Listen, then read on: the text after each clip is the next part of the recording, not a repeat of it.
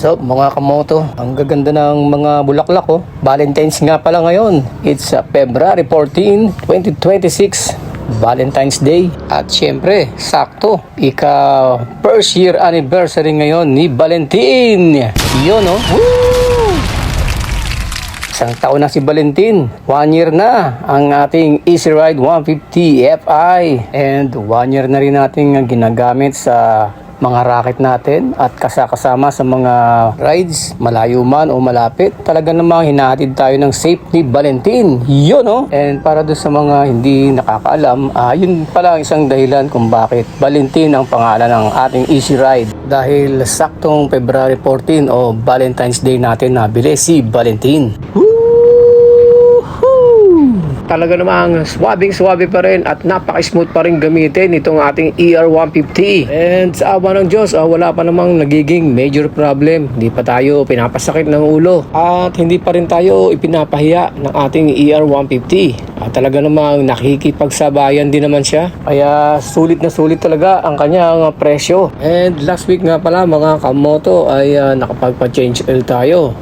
Bali ang odo niya ay nasa 11,500. Medyo sumobra tayo. Dapat sana every 3,000 ng mileage bago tayo magpa-change oil. Lumampas naging 3,500. Sabi ni Nonoy, yung mekaniko, okay lang naman daw. At yun din naman ang nakalagay dun sa instruction ng langis. Every 3,000 mileage bago magpa-change oil. Yun. And ano nga ba ang mga na-experience ko dito after 1 year na ginagamit natin tong ER150 Fi?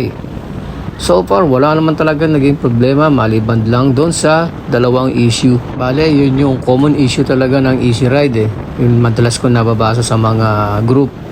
Yung namamatay at saka yung may lagitik. Yan. Yung lagitik, ngayon ko lang mga bandang huli na ramdaman nyo kasi normal lang daw sabi nung mekaniko kasi pag ang belt ay pumapagpag na, yun lalagitik. Pag ang belt ay tumatama doon sa pinaka crankcase, yun lalagitik yun, maririnig nyo. And nagdudulot siya ng dragging. And same issue ng NMAX, ganun din, nagdadragging din siya.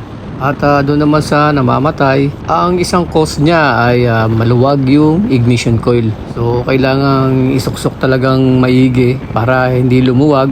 O iba napanood ko ginagawa nila, nilagyan nila ng tape. So far yun lang naman ang na-experience ko sa loob ng isang taon. And ito katulad nung ating isang kamoto, sabi niya, ito si Kaislyn Villaraiz, sabi niya tulad daw dun sa kanyang Suzuki Avinis, madalas siyang namamatayan. Ang malala pa pag long ride.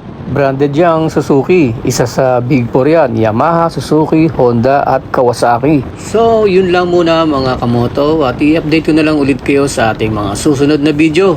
Alright, peace out!